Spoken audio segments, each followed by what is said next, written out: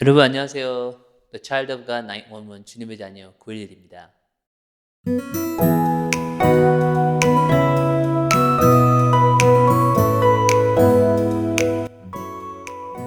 제가 지난번에 이어서 어떻게 하나님 앞에 제가 말기암 그 가운데서 기도를 하고 하나님께 나아갔는지에 대한 부분을 여러분들과 함께 나누는 귀한 시간입니다. 오늘은 특별히 주제가요. 대수술을 앞두고 갑자기 사라진 커다란 암세포의 기적. 왜 제게는 그런 기적이 일어나지 않는 건가요? 라는 이 주제를 가지고 여러분들과 함께 잠깐 이야기하려고 합니다. 저희가 어떻게 하나님의 그 큰 뜻을 알 수 있겠습니까? 하나님께서 저희를 치료해 주실 수도 있으시고요. 또한 하나님께서 저희를 치료를 안 해주실 수도 있습니다. 저희가 감히 어떻게 하나님의 그 큰 뜻을 저희가 알 수 있겠습니까? 그런데 제가 이 말기암 과정에서 정말 놀라운 하나님의 기적으로 정말 깨끗하게 치유함을 받고 하나님 앞에서 기도하면서 커다란 깨달음이 있습니다. 왜 하나님께서 참 부족하고 연약한 이 아들을 치료해 주셨을까? 그리고 6개월 만에 그 힘들고 어려운 그 과정을 다 마치고 하나님께서 6개월 만에 극적으로 저를 치료해 주시고 갑자기 커다란 암덩어리들이 사라지면서 수술이 취소가 되고 수술을 앞두고 있던 저에게 정말 놀라운 기적이 찾아왔는데요. 어떻게 그런 기적이 찾아올 수 있었을까? 라는 것들을 기도하면서 또 말씀을 보면서 제가 그것들을 찾아보았습니다. 그래서 오늘 주제는 왜 제게는 그런 기적이 일어나지 않는 건가요? 라는 주제를 가지고 굉장히 조심스럽게 이렇게 함께 나눕니다.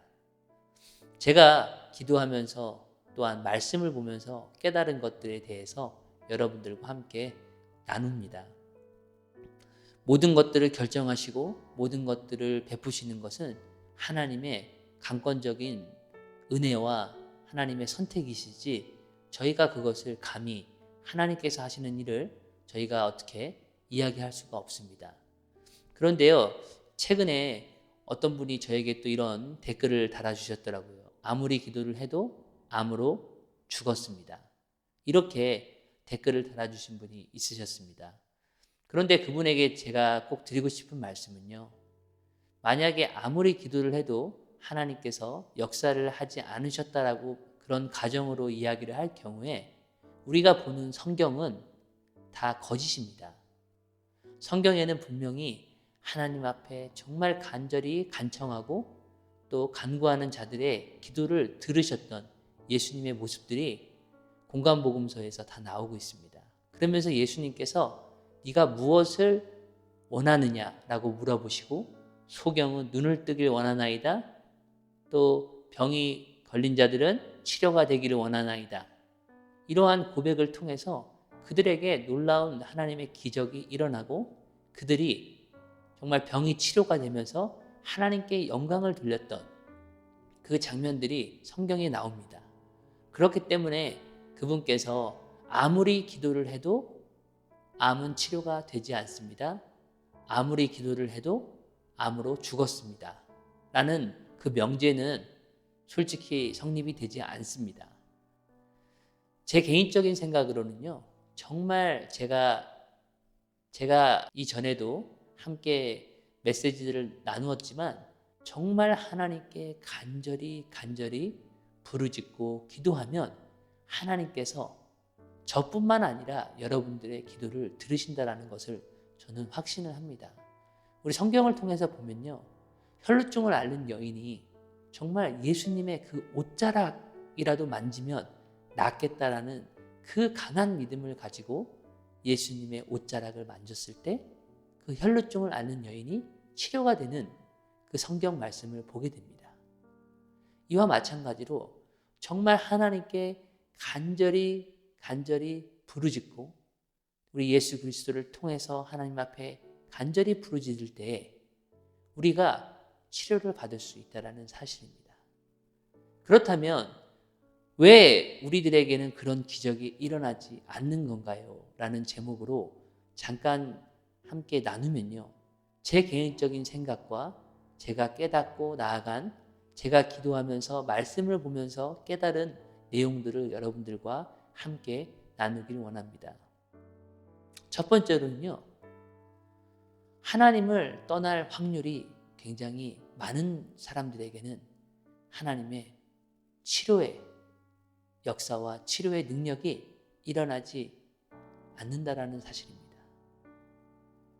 만약 하나님께서 저를 치료해 주셨고 또 여러분들을 치료해 주셨는데 시간이 지나서 1년간 또한 3년간 5년간 정도는 정말 하나님을 열심히 믿고 교회를 나가서 하나님을 찬양하고 하나님 앞에 열심히 신앙생활을 하다가 이제 5년이 지난 뒤에 또는 10년이 되었을 때에 이제 어떠한 상황으로 인해서 어떠한 계기로 인해서 하나님을 떠나게 된다면 여러분 정말 그것을 생각했을 때는 하나님 입장에서는 정말 너무너무 안 좋은 케이스입니다.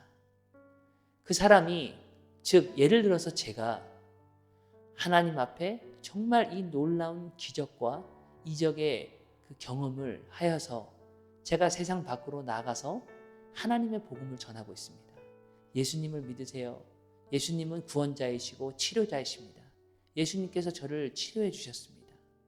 예수님께서 저를 치료해 주시고 제 안에 있는 모든 암덩어리가 사라지면서 놀라운 기적이 생기면서 모든 수술이 취소가 되고 지금 이렇게 건강하게 하루하루 살아가고 있습니다. 길거리에서 복음을 전하고 또 매스컴을 통해서 또한 유튜브를 통해서 많은 사람들에게 그러한 복음을 전했는데 갑자기 제가 어느 날 어떠한 개인적인 이유로 인해서 또한 사건으로 인해서 하나님 앞에 실족하여서 하나님을 떠나고 교회를 나아가지 않고 하나님을 믿지 않는 그러한 사람이 됐다면 하나님의 영광이 나타나야지는 것이 아니라 하나님의 이름을 망령되이 일컫는 즉 십계명에 나온 그 계명을 범하는 그러한 상황이 생긴다라는 사실입니다.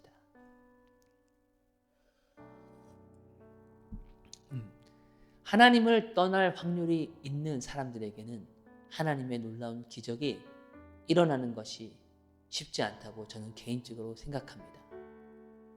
그렇게 됐을 때에 하나님의 이름이 만인들에게 영광으로 돌려지는 것이 아니라 하나님의 이름을 망령되이 일컫는 그러한 상황들이 생긴다라는 사실입니다. 두 번째로는요, 하나님의 복음을 전하지 않을 확률입니다.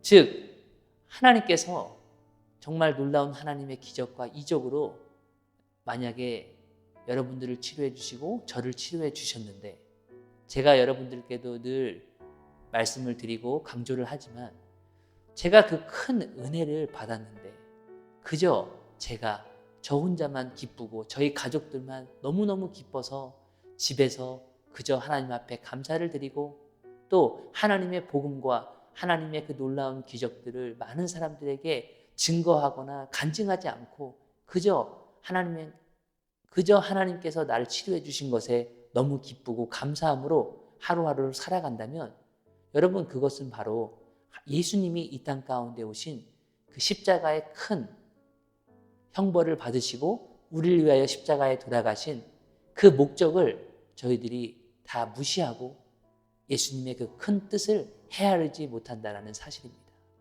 예수님께서 이 땅 가운데 오신 것은 지상 최대의 명령인 전도와 선교입니다. 그래서 때를 얻든지 못 얻든지 하나님의 말씀을 늘 전파해야 된다고 성경은 기록하고 있습니다. 그렇기 때문에 하나님께서 치료를 해주셨는데 만약 그 사람이 하나님의 복음을 전하지 않고 그저 자신만 기뻐서 또한 그저 감사함으로 아무것도 하나님의 일을 하지 않고 나아가는 그 사람이라면 하나님께서 굳이 그 사람을 치료해 주셔야 될 이유가 있을까요?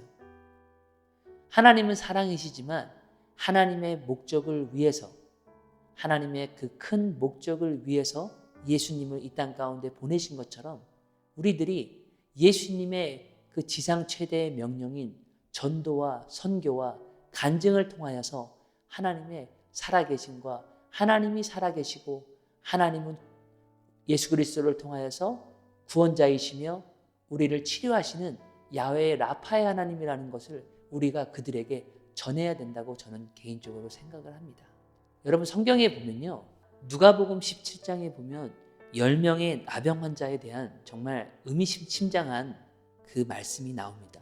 여기서 보시면요. 예수께서 예루살렘에 가실 때 사마리아와 갈릴리의 사이로 지나가시다가 한 마을에 들어가시니 나병 환자, 즉 문둥병 환자들이 10명이 예수를 만나서 멀리 서서 소리를 높여 이르되 예수 선생님이여 우리를 불쌍히 여기소서 하거늘 보시고 이르시되 가서 제사장들에게 너희 몸을 보이라 하셨더니 그들이 가다가 깨끗함을 받은지라.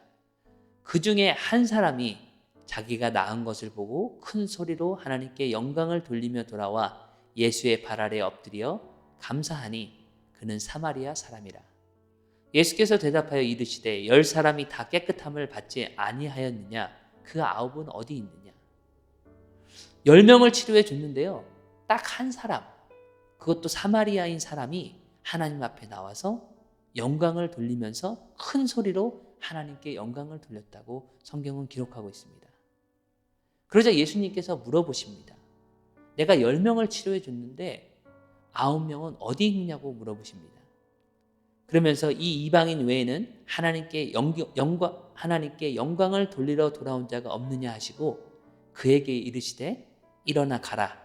내 믿음이 너를 구원하였느니라 하시니라. 사랑하는 여러분, 이 말씀은 엄청난 큰 의미를 가지고 있습니다. 제가 지금 금방 말씀드린 그 말씀과 똑같은 맥락인데요.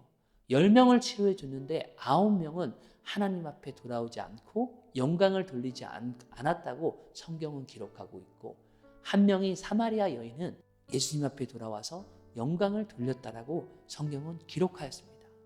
그러면서 예수님께서 그 사마리아인에게 19절에 일어나 가라 내 믿음이 너를 구원하였다. 내 믿음이 너를 구원하였으니 즉 이거는 영적인 구원, 즉 하나님의 나라에 가는 그 구원도 포함이 되면서요. 이 사람은 나병 환자, 즉 문둥병을 앓고 있는 사람이었기 때문에 이 사람은 문둥병이 치료가 된 것입니다. 그러면요 여러분 9명은 어떻게 되었을까요? 성경에는 기록하고 있지 않지만 9명은 다시 그 문둥병이 치료가 되었다 할지라도 다시 재발이 되어서 문둥병을 걸리거나 또는 그것보다 더 안 좋은 상황으로 악하게 그 병이 찾아왔다라는 사실입니다. 요한복음 5장에도 하나님께서 말씀하신 내용이 있는데요. 베데스다 연못가에서 38년 동안 그 병자가 있었는데 그 병자를 치료해 주시면서 예수님께서 하신 말씀이 나옵니다. 내가 나았으니 더 심한 것이 생기지 않게 다시는 죄를 범하지 말라 라고 하시면서 이 말씀을 하십니다. 이거는 무엇을 뜻할까요? 예수님께서 우리를 치료해 주셨다 할지라도 아까 제가 말씀드린 하나님을 떠나거나 또는 하나님의 복음을 전하지 않고 그저 자신의 신앙만을 유지하는 그런 사람일 경우에 하나님께서 그 사람들을 치료해 주시지 않을 뿐더러 다시 치료해 주셨다 할지라도 그 병이 다시 재발이 되거나 더 이전보다 더 악하게 재발이 되어지는 것을 성경은 분명히 기록하고 있습니다. 많은 분들이 궁금해하시고 많은 분들이 의문을 가지시는데요. 우리들은 성경을 통해서 모든 것들을 다 이해할 수 있고 성경을 통해서 우리들은 깨달을 수 있다는 사실입니다. 저는 기도하면서 이 성경을 보면서 하나님께서 저에게 주신 정말 귀한 깨달음입니다. 그래서 다시 질문사항으로 돌아오면요. 왜 제게는 그런 기적이 일어나지 않는 건가요에 대한 성경적인 대답은요. 첫 번째는 하나님을 떠날 확률이 있는 자들이고요. 두 번째는 하나님의 복음을 전하지 않는 자들에 대한 내용입니다. 세 번째로는요. 하나님을 진정으로 사랑하고 간절히 찾으면 하나님께서 기적을 베풀어 주신다라는 사실입니다. 제가 아까 서두에도 말씀드렸듯이 혈루증을 앓는 여인이 예수님의 옷자락을 만지며 낫겠다라는 그 간절한 믿음, 그 믿음이 그 딸을 구원하였고 혈루증으로부터 치료를 받았다라는 사실입니다. 또한 중풍병자에 대한 그 중풍병자가 예수님을 뵙는 것이 한 중풍병자가 예수님을 뵙는 것이 너무 어렵다 보니까 지붕을 뚫어서 그 중풍병자를 내려서 예수님을 통해서 치료를 받았던 그 말씀들도 여러분 기억하실 것입니다. 이와 마찬가지로 하나님을 진정으로 사랑하고 하나님을 간절히 찾으면 하나님을 만난다라는 사실입니다. 성경에는요, 나를 사랑하는 자가 나의 사랑을 입으며 나를 간절히 찾는 자가 나를 만날 것이니라. 하나님을 찾는 자들에게 하나님이 만나주신다라는 그 구절들이 너무도 많이 나와 있습니다. 그렇기 때문에 아까 정말 죄송하지만 그분께서 아무리 기도를 해도 암으로 죽었습니다. 암으로 치료가 되지 않았다라는 그 말씀은 성경적으로 맞지 않다라는 말씀입니다. 그렇다면 혹시 어떤 분이 갑자기 저는 목사님 그냥 치료받길 원치 않고 그저 하나님이 부르신다면 하나님의 나라로 가고 싶습니다.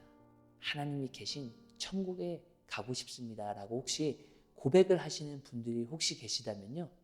제 개인적인 생각과 제가 성경을 보면서 깨달았던 그 중요한 내용들은요. 그분들은 그 말씀대로 하나님이 계신 천국으로 가게 되는 것을 제가 보았습니다. 정말 간절히 살고자 하는 분들은 정말 하나님께서 그 기도를 들으시고 그들을 살려주시고 하나님 저 이 땅 가운데서 너무너무 힘들고 괴롭고 지쳐 있습니다. 그저 하나님 앞에 가고 싶습니다. 하나님이 계신 천국에 가고 싶습니다. 라고 고백을 하였을 때에 하나님께서는 그분들의 그 기도를 들으시고 그분들을 천국으로 인도한다라는 사실입니다. 끝으로 누가복음 18장에 보시면요.